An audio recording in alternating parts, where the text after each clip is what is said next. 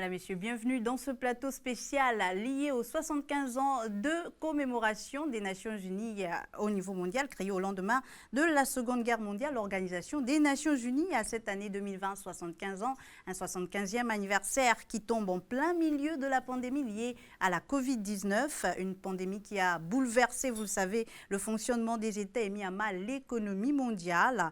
Outre le principal challenge des Nations Unies de parvenir à un cessez-le-feu au niveau mondial, les Nations Unies ont pour défi majeur aujourd'hui de parvenir à trouver déjà un vaccin pour lutter contre le coronavirus, mais également à relancer l'économie après la Covid-19 à travers la promotion des objectifs de développement durable. L'ONU, 75 ans après, les grands défis de l'heure. On en parle dans ce plateau spécial avec Dr Stephen Jackson, coordinateur résident du système des Nations Unies au Gabon. Merci de nous avoir rejoints sur ce plateau. Juste à côté, une femme, la seule femme d'ailleurs avec moi sur ce plateau, Madame Pepesi Ogulingede. Elle est présidente de l'ONG Malachi, j'y arrive, c'est bien cela. Merci également d'être avec nous. À ma droite, des personnalités, pas des moindres, le monsieur Nelson Musson, il a été ancien ministre des Affaires étrangères et président du Conseil de sécurité au niveau des Nations Unies. Merci de nous avoir rejoints sur ce plateau. Merci. Et juste à côté, le professeur Guy Rosatanga-Rignol, qu'on ne présente plus, mais tout de même, professeur de droit public et spécialiste de sociologie politique. Merci également, professeur, d'être avec nous. Merci. Alors, docteur Jackson, je commencerai avec vous. Cette année 2020, 75 ans, l'ONU commémore donc 75 ans de sa création. Quel est l'accent mis pour cette commémoration pour cette année 2020 ? Merci beaucoup de la question.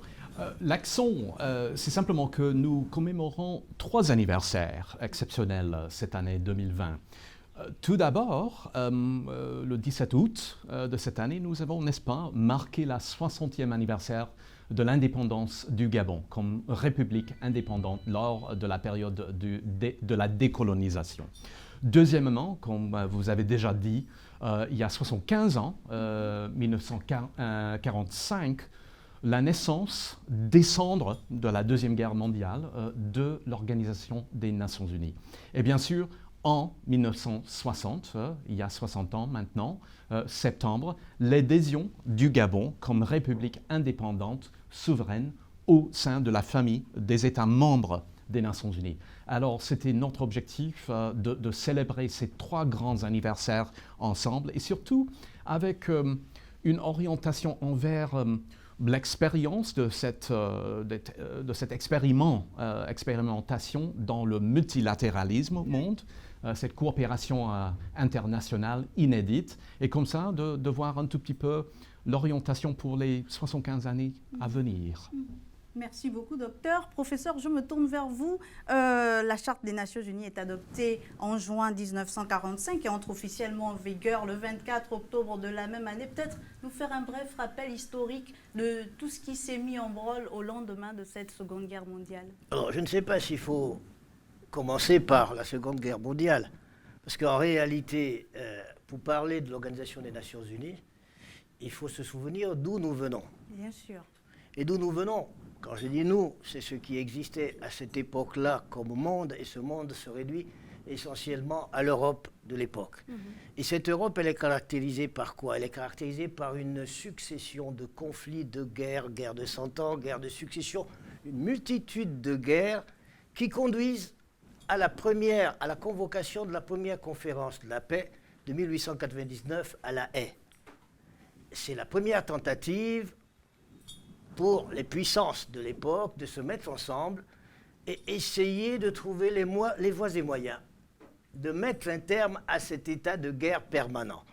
Et c'est au cours de cette conférence de la paix de La Haye de 1899 que va être créé l'ancêtre de l'un des organes, l'organe judiciaire principal des Nations Unies, aujourd'hui la CIJ, que va être créée la Cour permanente d'arbitrage, qui est l'ancêtre et dans les locaux desquels d'ailleurs se trouve encore aujourd'hui la CIJ à La Haye. Sauf que nous sommes en 1899 et quelques années après, il y a la Première Guerre mondiale. À la suite de la Première Guerre mondiale, une conférence est convoquée à Paris, au cours de laquelle les actes fondateurs de la Société des Nations sont pris, avec son siège à Genève. Toujours le même objectif, mettre un terme à la guerre permanente. Malheureusement, comme vous le savez, créée en 19, la Société des Nations n'aura pas été capable d'empêcher la survenue de la Deuxième Guerre mondiale. Et c'est pour ça qu'une fois de plus à Paris, on se retrouve avant San Francisco pour discuter des modalités d'un enterrement de première classe de la Société des Nations pour voir naître l'Organisation des Nations Unies. Et si on doit parler en termes de bilan, évidemment, lorsqu'on pose la question du bilan 115 ans des Nations Unies, la réponse renvoie presque automatiquement à la métaphore du verre à moitié plein ou à moitié vide. Et je fais partie de ceux qui pensent que le verre est plutôt à moitié plein qu'à moitié vide, au regard de là d'où nous venons. Il est vrai que la paix totale ne s'est pas installée sur l'ensemble de la planète, mais les cataclysmes qu'on a connus dans le passé, et notamment le dernier qui a été celui de la Deuxième Guerre mondiale, en 75 ans, les Nations Unies ont empêché. Il faut savoir quand même, quand la SDN et les Nations Unies, c'est une génération, et c'est d'ailleurs ce qui est rappelé dans le préambule, en moins d'une génération, l'humanité s'est entretuée 2 fois de plus. Là, nous sommes quand même à 3 générations. Si on part du principe qu'une génération, c'est 25 ans, nous avons passé 3 générations sans qu'il y ait un cataclysme de ce type. Rien que ça mérite quand même qu'on tire son chapeau aux Nations Unies. Mais il y a beaucoup mieux. Si l'objectif, tel qu'il est rappelé dans les capsules qu'on a vues tout à l'heure, si l'objectif premier est celui de la préservation de la paix, dès le départ, le principe a été de contribuer à cet objectif principal par une multitude de sous-principes qui sont eux-mêmes remplis par les différentes agences et organes spécialisés. La paix suppose aussi qu'on soit en bonne santé, qu'on soit éduqué, que l'environnement soit correct, etc. Tout ça a un objectif, même si ça ne se voit pas.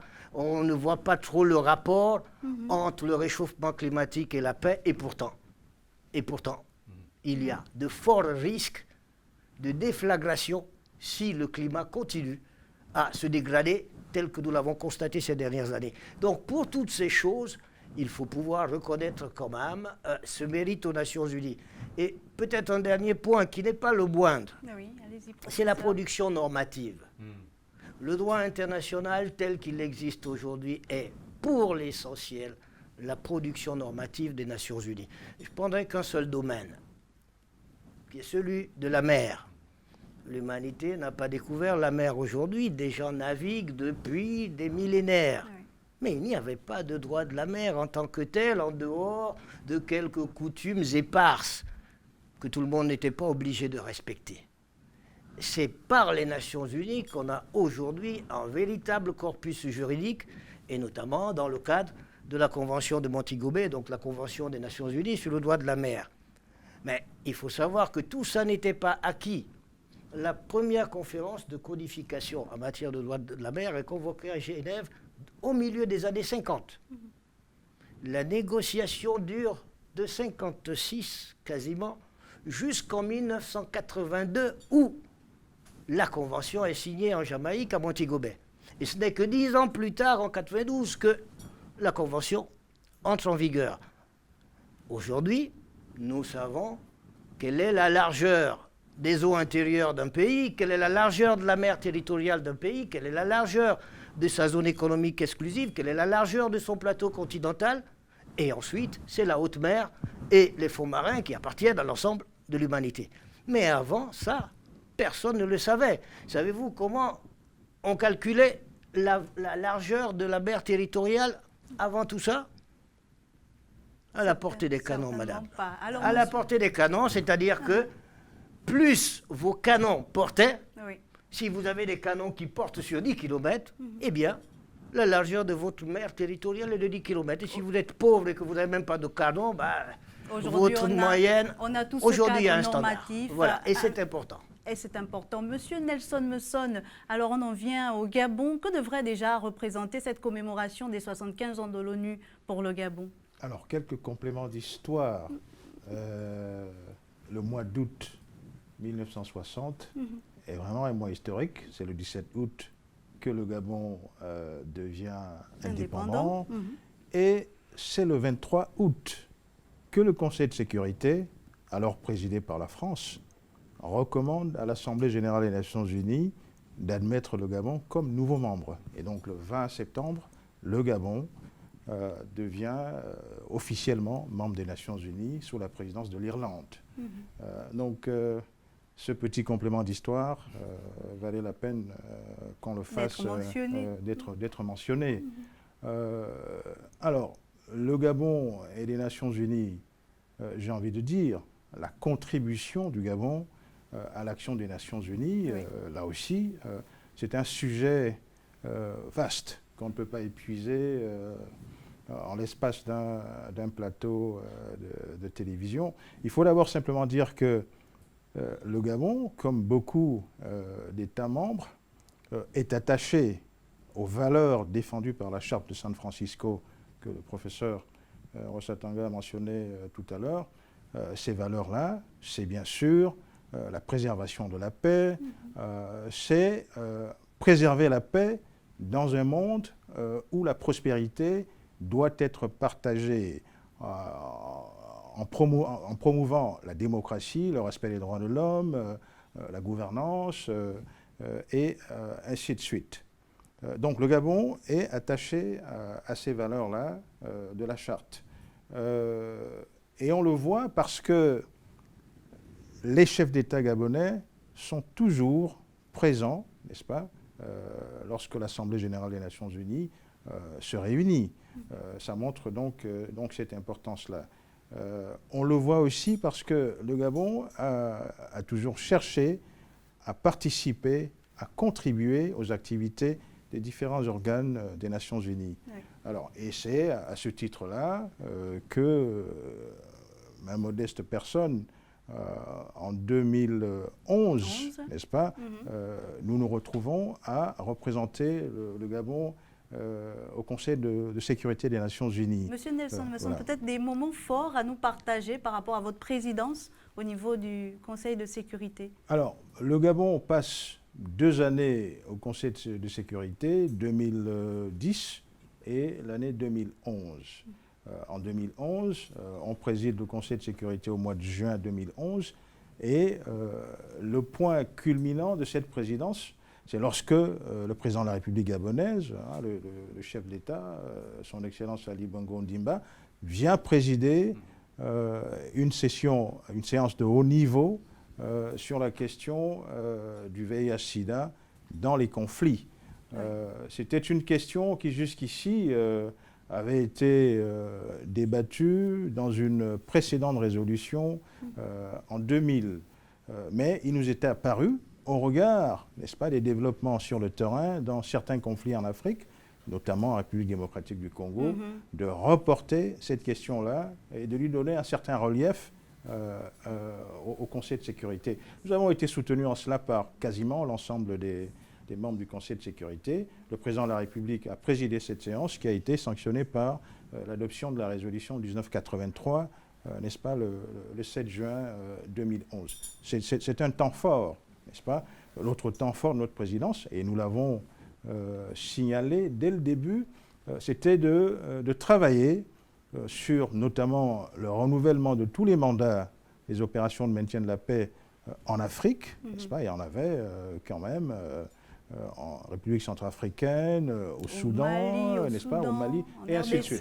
Voilà, en RDC. Donc il fallait qu'on veille, n'est-ce pas, au bon renouvellement de ces mandats-là, avec évidemment une action renforcée de ces opérations-là. Ça c'était une autre priorité. On avait aussi comme priorité, lors de cette présidence, c'est de sensibiliser, de mobiliser, n'est-ce pas, pas seulement le Conseil de sécurité, mais l'ensemble des Nations unies sur des nouvelles problématiques qui pouvaient avoir une incidence sur la sécurité de nos pays. C'est ainsi que des questions comme la lutte contre le braconnage, la lutte contre l'exploitation illicite des ressources, qui étaient des moyens par lesquels certains groupuscules finançaient, n'est-ce pas, des activités de déstabilisation dans pas mal de pays. Il nous est apparu important, n'est-ce pas, de travailler sur ces questions-là.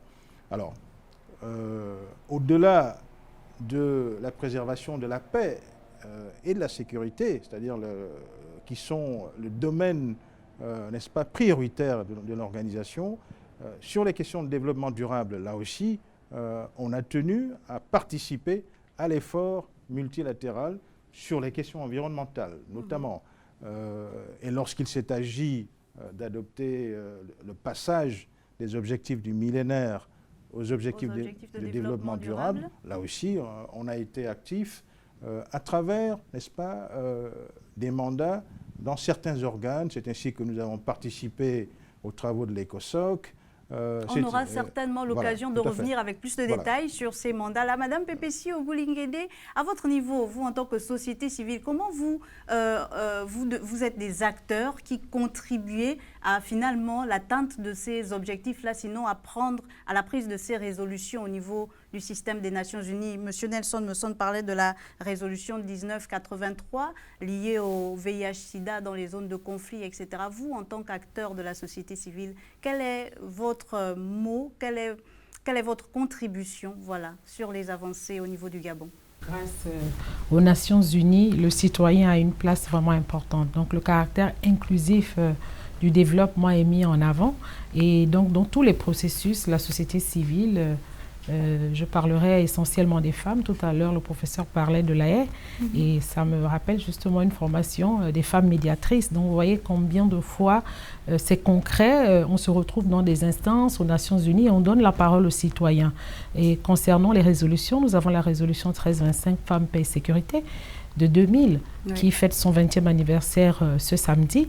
Et au niveau du Gabon, cette résolution a été contextualisée par non seulement un plan d'action national, mais également de nombreuses activités soutenues par la société civile. Un exemple concret, lors du dialogue politique, c'est grâce aux Nations Unies parce que nous sommes venus faire le plaidoyer sur la base de la résolution 1325 auprès du représentant spécial du secrétaire général des Nations Unies pour dire qu'il faut l'inclusivité du processus. Et les Nations Unies donc, ont été le porte-parole de la société civile auprès des pouvoirs publics et nous avons eu une phase citoyenne de ce dialogue politique. Donc ce sont des exemples vraiment concrets. Tout ce qui se passe au niveau d'ONU Femmes est relayé au niveau du Gabon.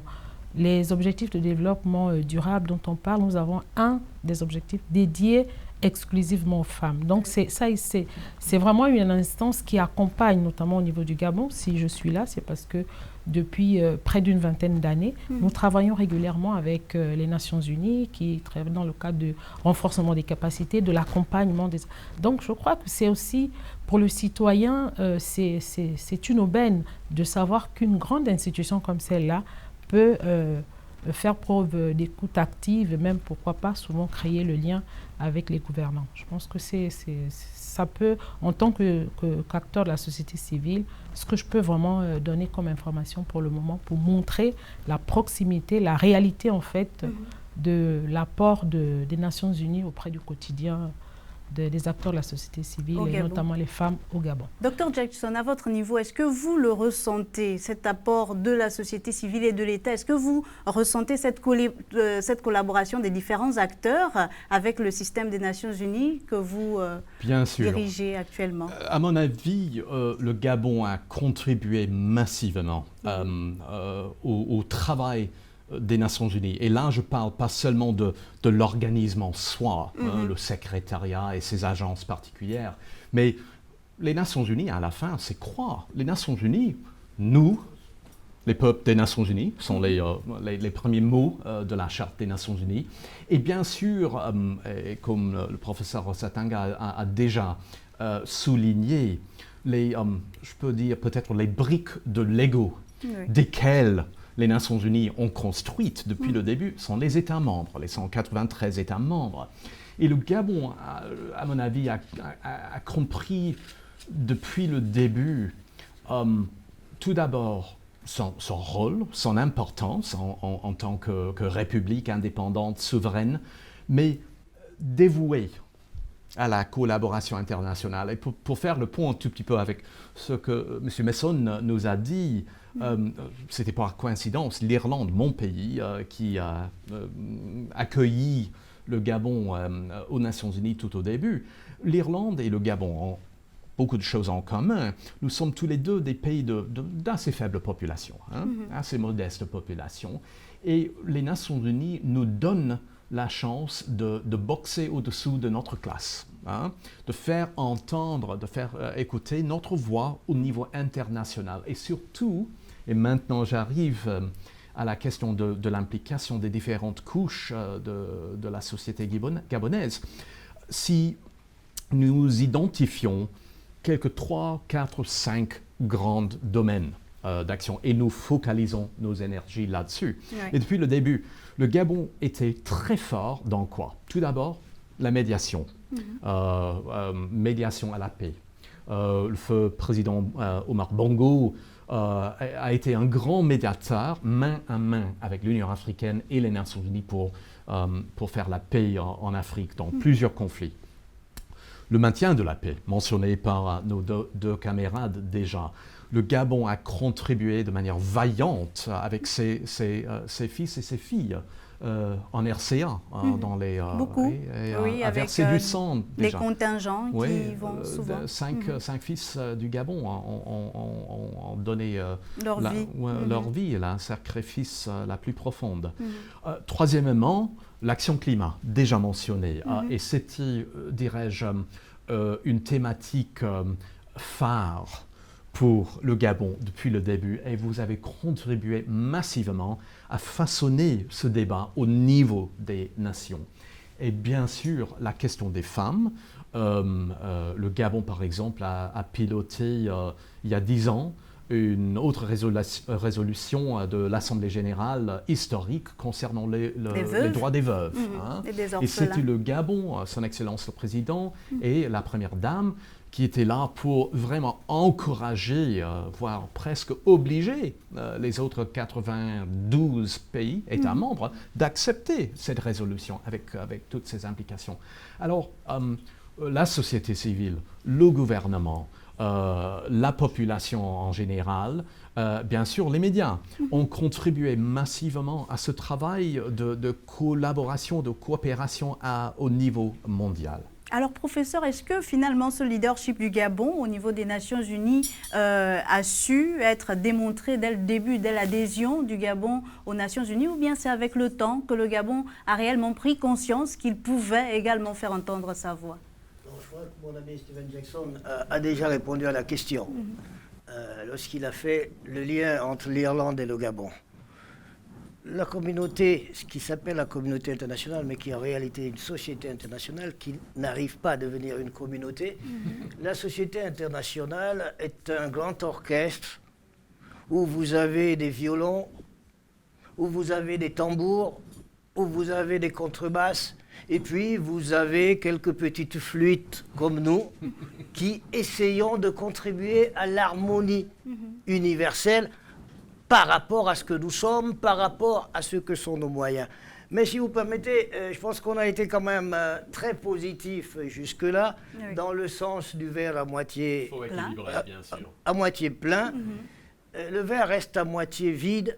Madame Ouligende a parlé tout à l'heure de l'implication des populations. Il n'y a pas un endroit, il n'y a pas un cénacle où on parle de plus de démocratie qu'aux Nations Unies. Le problème des Nations Unies, la faiblesse 75 ans après, c'est l'absence de démocratie à l'intérieur de l'organisation. Et je pose là le problème du P5 et du veto. Il n'est pas admissible que 75 ans après la Deuxième Guerre mondiale, le poids d'un seul individu, d'un seul État, vale celui de 180 autres. Ce n'est pas normal, ça ne peut pas continuer. Le problème, c'est que les Nations Unies, comme toute organisation, ont été créées sur ce qu'un grand politologue américain appelait la loi des reins de l'oligarchie, qui est que tout organisateur organise en verrouillant ses intérêts. Et ceux qui se sont réunis à San Francisco ont verrouillé le système. Mais il n'est plus normal, 75 ans après, que 5 États décident ou cassent la décision de l'ensemble de la planète. On ne peut pas exiger en permanence la démocratie sur toute la planète et la refuser au seul endroit où tout le monde se retrouve. On aura l'occasion de revenir sur cette problématique qui est très importante avec vous, professeur Guy Rossatanga, monsieur Nelson Messon, monsieur le coordinateur résident des Nations Unies au Gabon, Dr Jackson et madame Pepesi Ogouligende. Occasion pour nous de marquer une pause, on se retrouve juste derrière.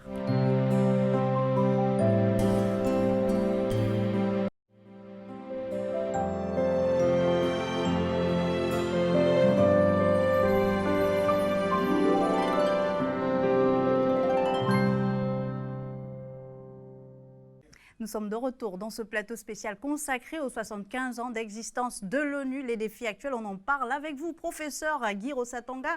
En première partie, vous étiez en train de finir sur le fait qu'il y ait une absence de démocratie à l'intérieur même des Nations Unies. Peut-être davantage expliquer votre argument. Oui, il s'agit simplement de rappeler que ceux qui ont organisé le système en 1947 l'ont verrouillé. L'ont verrouillé en créant des organes, le Conseil de sécurité d'un côté et l'Assemblée générale de l'autre. La démocratie se fait à l'Assemblée générale, à ceci près que les actes de l'Assemblée générale n'ont aucun caractère contraignant. Là où la loi se fait, là où la décision se fait, c'est au Conseil de sécurité. Oui. Et là, il y a 5 États qui règnent, c'est le P5. Alors, il faut quand même dire qu'il y a eu des évolutions. Parce qu'à l'origine, il n'était que 5. Ensuite, on a fait une petite réforme, on a ajouté des noms permanents. Sauf que tant que le droit de veto continue, c'est de la simple participation, ce n'est pas véritablement la réforme qui est attendue. Il n'est pas normal qu'au seul motif que des gens ont remporté la Deuxième Guerre mondiale, puissent continuer à imposer leur ordre et leurs lois 75 ans après. Si l'objectif, et je le disais tout à l'heure, qu'il ne fallait pas confondre communauté internationale et société internationale. Ce dans quoi nous vivons aujourd'hui, c'est la société internationale. Nous ne sommes pas dans une communauté internationale, contrairement à la vulgate des médias, et il faut le dire, principalement des médias occidentaux, parce qu'on sait que lorsque la communauté internationale est émue, la communauté internationale est choquée. En réalité, c'est Washington, Paris, Londres et bon, 2, 3 autres. C'est ça la communauté internationale. C'est certainement pas le type de Moulenguy-Binza ou de Minzik. Vous comprenez? Et donc, on ne peut pas vouloir cette démocratie et là où elle doit s'exprimer, ne pas l'avoir. Docteur Jackson, qu'est-ce que vous pouvez répondre à cela? Est-ce que vous corroborez les propos du professeur Guy Rossatanga? Je crois que le professeur a très bien décrit une dimension du défi, mais j'ajouterai une deuxième. D'accord.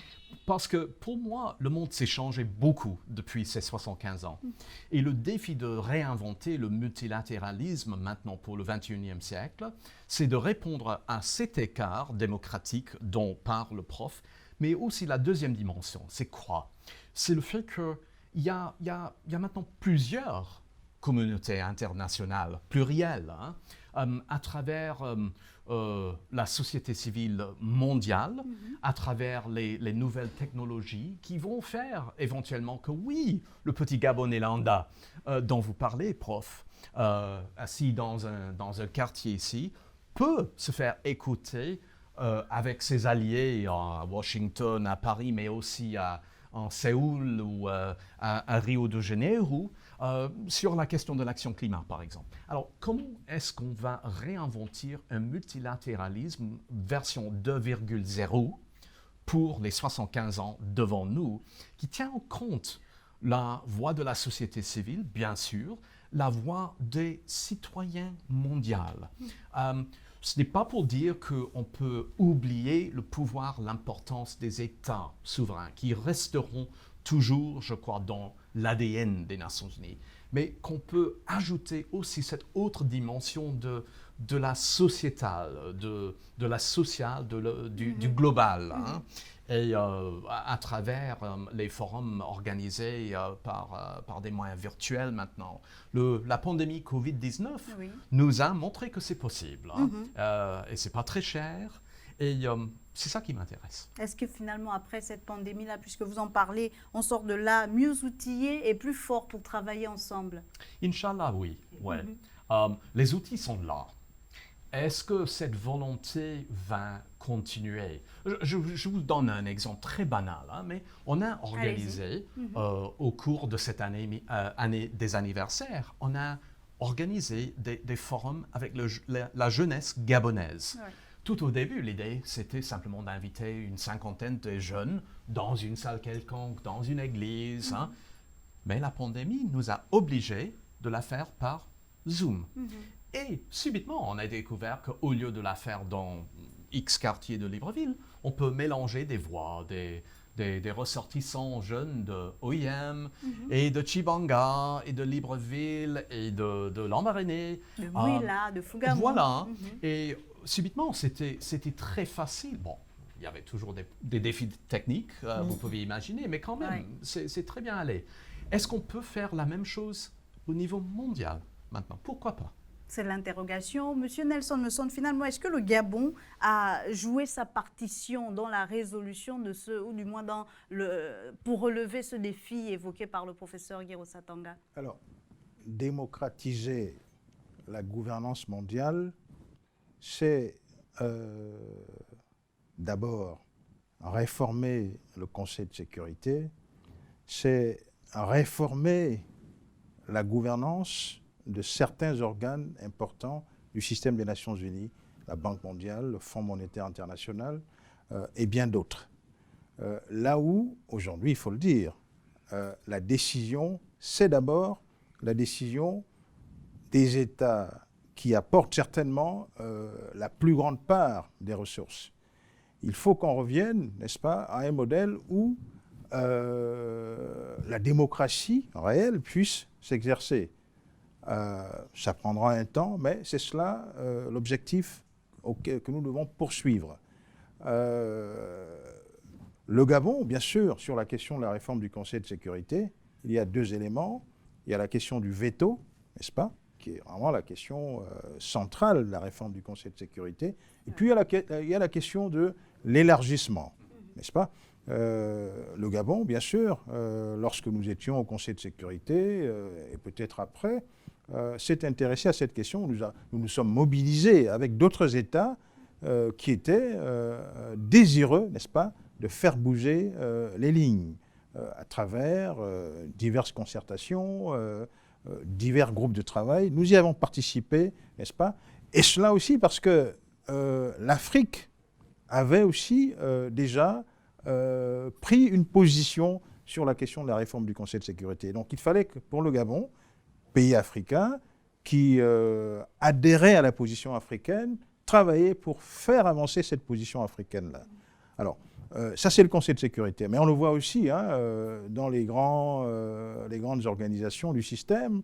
J'ai parlé de la Banque mondiale et du Fonds monétaire, où à la tête de ces organisations, c'est toujours ces mêmes pays, parce que la coutume s'est installée que ce sont ces pays-là, mais en arrière-plan, c'est parce que ce sont ces pays-là, n'est-ce pas, qui payent. Voilà. Donc il faut qu'on arrive à un moment où on se dit, bon, ça ne doit plus être ça, puisque les règles de gestion, les règles de gouvernance de ces organisations doivent être telles que un État qui présente un candidat tout aussi valable puisse, n'est-ce pas, diriger la Banque mondiale, diriger le Fonds monétaire, n'est-ce pas? Donc c'est ça aussi l'autre dimension de la gouvernance. Nous avons parlé de la société civile. Oui, il y a des avancées. On le voit au Conseil économique et social des Nations Unies, à l'ECOSOC, où la société civile a une voix. On le voit aussi dans certaines grandes commissions. Le Gabon a présidé en juin 2011 aussi la 4e commission sur les questions politiques de décolonisation. Là aussi, la société civile est présente. Donc, il y a des évolutions, mais il faut le dire, c'est au niveau, n'est-ce pas, des principaux organes, des principales organisations spécialisées que le problème se pose et que c'est là où il faut vraiment travailler, continuer à pousser pour faire bouger les lignes. Au Conseil de sécurité, à la Banque mondiale, au Fonds monétaire international, voire même à l'UNESCO, à l'OMS, pourquoi pas.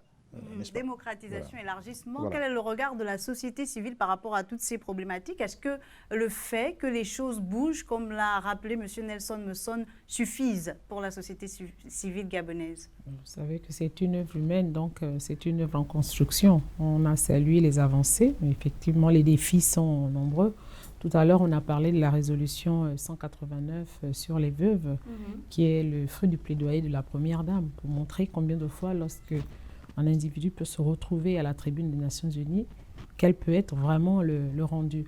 Je crois que le défi au niveau du Gabon, il faut dire que dans les objectifs de développement durable, en termes de première priorité, c'est la bonne gouvernance. Puisque chaque État devait prévoir un ordre.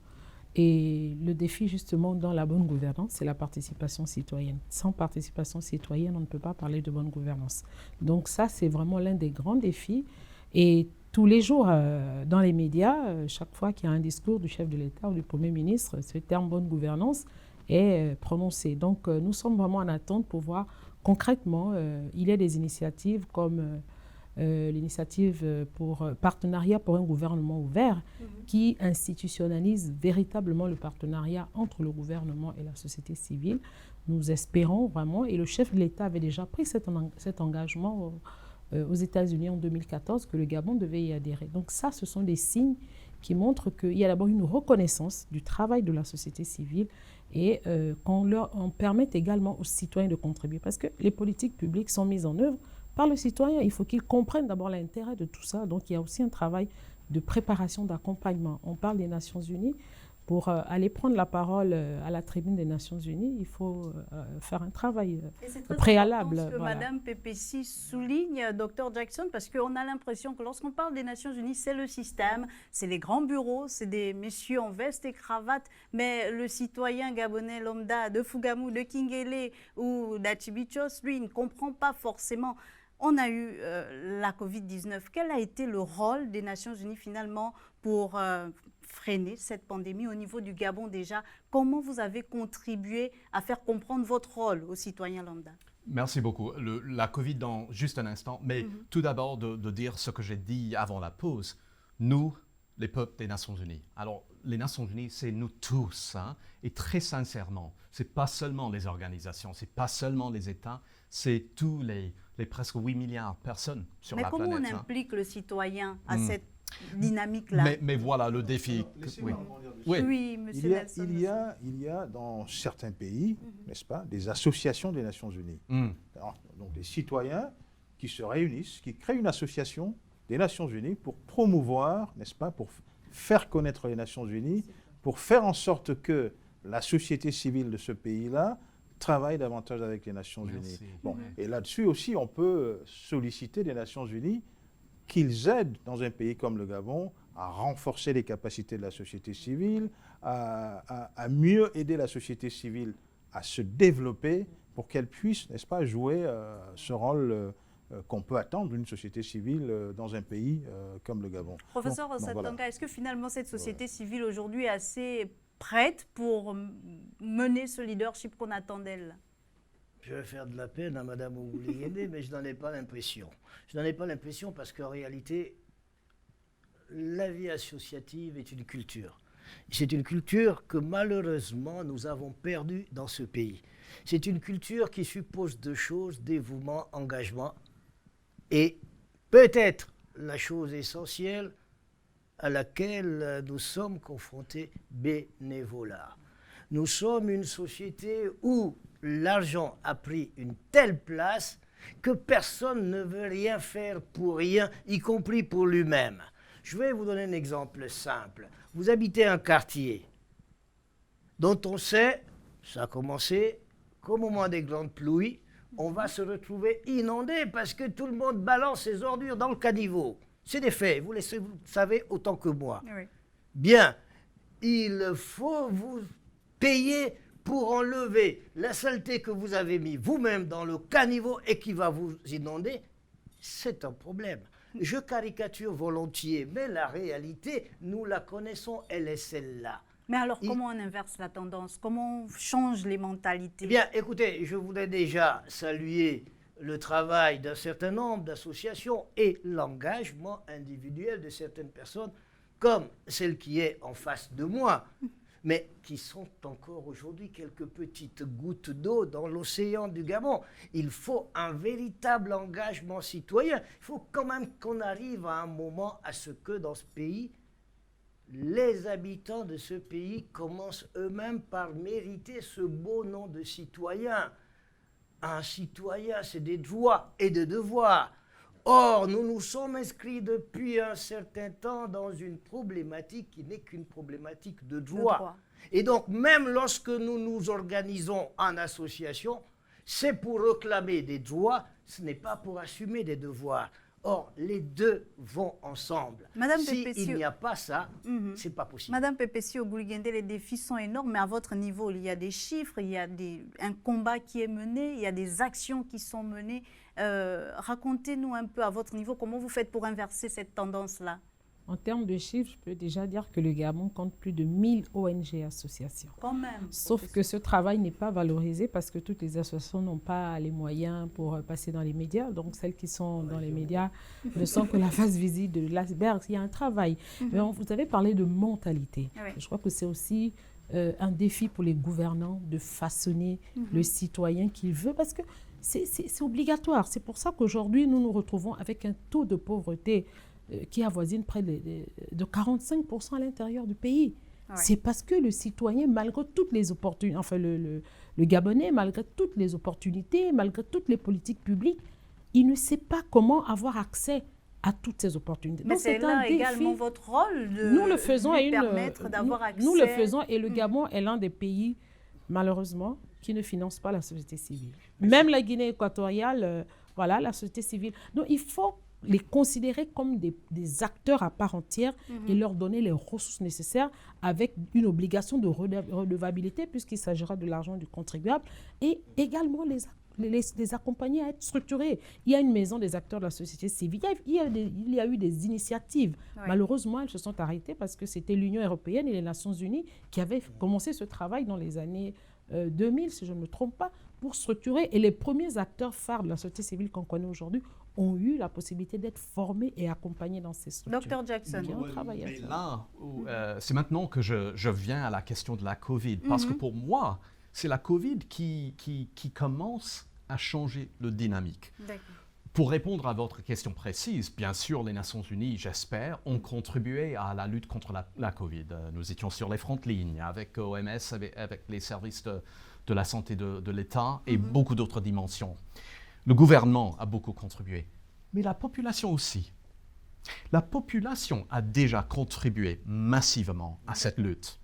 Port des masques, le sacrifice d'être privé des restos, des bars, des cultes, les églises, les mosquées. C'est une contribution massive à cette lutte. C'est une expression de cet esprit de volontarisme, de bénévolat, d'une autre manière. Et pour moi, la Covid peut devenir une vraie opportunité pour le Gabon, de saisir ce momentum maintenant, de capitaliser, et surtout l'année 2021, où nous allons probablement passer de la phase d'urgence purement sanitaire à l'urgence socio-économique maintenant, pour dealer avec vraiment l'impact global de la pandémie, le ralentissement de l'économie à l'échelle internationale. Nous aurons besoin de cette solidarité, n'est-ce pas? Les Nations Unies, nous pouvons jouer notre rôle, mais ce volontarisme dont parle le prof, dont parle Mme Gouligende, c'est cela qui va sauver la vie du Gabon et la vie des Gabonais, des Gabonaises à la fin, cette solidarité. Et pour moi, la Covid, c'est le moment de capitaliser cela.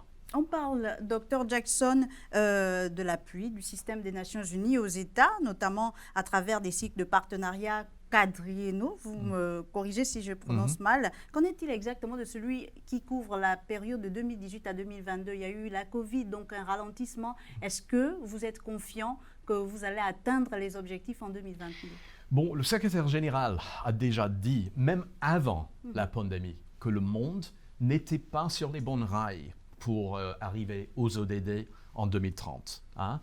Il avait déjà exprimé son inquiétude bien avant la pandémie. Maintenant, on est vraiment en rouge. Et là, je parle du monde. Je parle de l'Irlande, où on est loin de l'ODD concernant le climat, par exemple. Et ici, au Gabon, moitié vide, moitié plein. Hein. D'un côté, le Gabon est assez bien positionné pour les ODD en comparaison avec le reste de l'Afrique subsaharienne. Est-ce que c'est ça le bar de comparaison pour le Gabon? Non. Le Gabon est autre. Le Gabon est unique. Hein. Le Gabon doit songer à atteindre les ODD de la manière que les grands pays du monde peuvent. Alors, nous, pour moi, il y a vraiment une urgence et on doit maintenant effectuer tout un travail tenant compte de la pandémie pour orienter les dépenses de l'État et les dépenses des partenaires internationaux envers les ODD. Et c'est ça la grande idée, si vous aimeriez, que nous allons essayer de vendre au gouvernement au cours de 2021. Un exercice de réalignement de toutes nos ressources ensemble pour arriver aux ODD par 2030. Monsieur Nelson Meson, on a eu le plan stratégique Gabon émergent, le plan de relance économique. Aujourd'hui, après la Covid-19, est-ce qu'il y a un nouveau plan qui s'impose pour le Gabon? Je pense que le plan stratégique Gabon émergent reste le cadre général dans lequel les politiques publiques doivent continuer à se déployer, à se mettre en œuvre. Le plan de relance économique est un plan qui doit permettre au pays, n'est-ce pas, de retrouver un niveau de croissance économique appréciable. Oui. Donc il ne s'agit pas aujourd'hui d'amener un autre plan sur la table. Il faut faire en sorte que le plan stratégique Gabon émergent, qui est le cadre général, n'est-ce pas, qui part, n'est-ce pas, de la vision que le président de la République avait pour l'émergence du Gabon, et le plan de relance, qui est un plan pour rebooster l'économie, pour amener l'économie à mieux se diversifier, à mieux créer des emplois, que tout cela, n'est-ce pas, reste les fondements sur lesquels doivent continuer d'être assis, n'est-ce pas, l'action de l'État. Et je pense que c'est cela qu'on doit faire, et en prenant en compte, n'est-ce pas, les contraintes qui s'imposent aujourd'hui avec la situation de la Covid-19, et comme le disait Dr Jackson, faire en sorte qu'on puisse, n'est-ce pas, converger, qu'on puisse faire converger, n'est-ce pas, les ressources à la fois des partenaires et celles de l'État vers, n'est-ce pas, ces objectifs-là. Et je pense que c'est cela qui doit être fait. Professeur, il y a eu les objectifs du millénaire pour le développement que les États en général, j'y arrive, n'ont pas pu atteindre. Aujourd'hui, on parle des objectifs de développement durable et notamment après la Covid-19. Est-ce que vous pensez que le Gabon a les arguments pour atteindre ces ODD-là d'ici à 2030 ? Celui qui répondrait positivement à cette question est un magicien. Non, plus simplement, il y a une volonté politique qui est indéniable. Il s'agit ensuite de la faire passer en actes.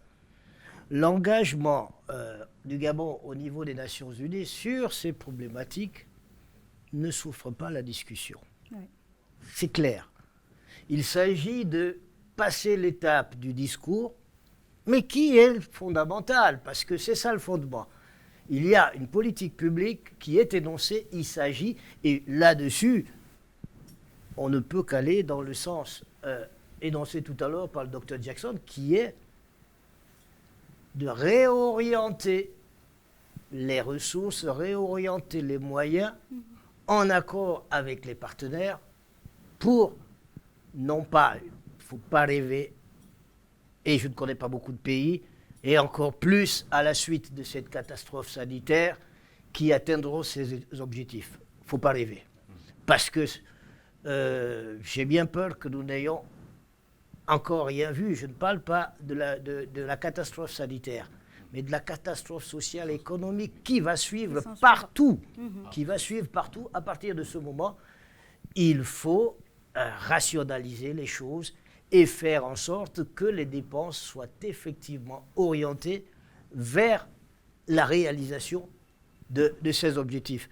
Mais je voudrais quand même, parce que on l'a effleuré, je voudrais saluer l'action d'une agence qui a quand même été beaucoup chahutée, y compris en Afrique, depuis le début de cette pandémie.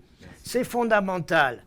Et il est étonnant de voir que les États occidentaux, pour des raisons politiciennes, dans leur conflit avec la Chine, parce que c'est de ça qu'il s'agit, et puis déverser tout ce qu'ils ont déversé sur l'OMS, c'est une chose. Mais vous êtes peut-être plus jeunes. Nous autres avons connu les campagnes de vaccination avec les pistolets à l'école. Et tout ça, c'est l'action de l'OMS. Et qu'on le veuille ou pas, face à cette catastrophe imprévue, l'OMS a tenu la route. Dr Jackson, peut-être pour terminer, l'ONU, 75 ans après, que retient-on? Bon, j'ai beaucoup apprécié une phrase, bon, le discours tout entièrement de son Excellence le Président de la République, mais une phrase m'a frappé. Il a parlé du multilatéralisme comme l'expression indispensable de la conscience universelle. Et ce principe, pour moi, reste très, très cher.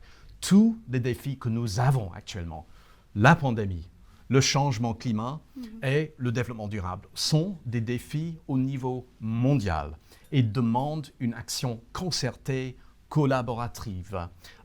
Et c'est pour cela que les Nations Unies ont été créées. Et j'espère que d'ici 75 ans, nous aurons beaucoup plus à célébrer. Très rapidement. Très rapidement. Je pense que le professeur... On va rapidement donner la parole également à Mme Pépessi. Allez-y, monsieur Nelson. Le professeur Rosatanga tout à l'heure soulignait le rôle de l'OMS. Une des questions, c'était de savoir quelle a été la contribution des Nations Unies au Gabon au cours de ces 75 dernières années. Je pense que l'OMS, depuis l'époque de ces vaccinations à pistolet, il y a eu l'OMS, la FAO et son rôle pour le développement de l'agriculture. On a encore du chemin à faire là-dessus, mais la FAO pour développer l'agriculture dans notre pays. L'UNESCO, dans le domaine de l'éducation. Donc là, des domaines fondamentaux pour le développement de notre pays où les Nations Unies, le système des Nations Unies est intervenu, a apporté sa contribution au cours de ces 75 dernières années. Madame Pépessi. Voilà. Bon, concernant les femmes, on peut terminer sur une note d'espoir parce que l'Institut Georgetown a fait un classement concernant l'indice Femmes, Paix et Sécurité et le Gabon occupe la première place dans la sous-région. Ça veut dire que ça récompense tous les efforts. Voilà, nous avons notre plan décennal d'autonomisation de la femme gabonaise. Nous avons les 33 mesures phares du rapport de la Fondation Sylvia Bongo. Nous avons une femme Premier ministre, des femmes gouverneurs. En termes de participation, nous constatons que les choses bougent. Maintenant, sur le plan économique, il faut un programme vraiment phare de résilience économique parce que les femmes étaient essentiellement dans le secteur informel et ont été vraiment très, très touchées par la Covid. Donc, vraiment, un programme de résilience économique pourrait permettre de redémarrer avec cette cible qui représente la majorité de la population féminine. Merci beaucoup à vous, Madame Pépessi Ogouligende. Ce sera votre mot de fin. Je rappelle que vous êtes donc la présidente de l'ONG Malachi. Merci au coordinateur résident du système des Nations Unies au Gabon, le docteur Stephen Jackson, qui nous accueillait dans ses locaux. Merci, Monsieur Nelson Messon, ancien ministre des Affaires étrangères et ancien président du Conseil de sécurité à l'ONU. Merci également au professeur Guy Rosatanga, qui nous a accompagnés durant ces 52 minutes. Vous êtes donc professeur en droit public et en sociologie politique. Merci à vous tous, chers invités, d'avoir pris part à ce plateau spécial consacré aux 75 ans de l'ONU. Et merci à vous, chers téléspectateurs. Je vous dis donc à très vite.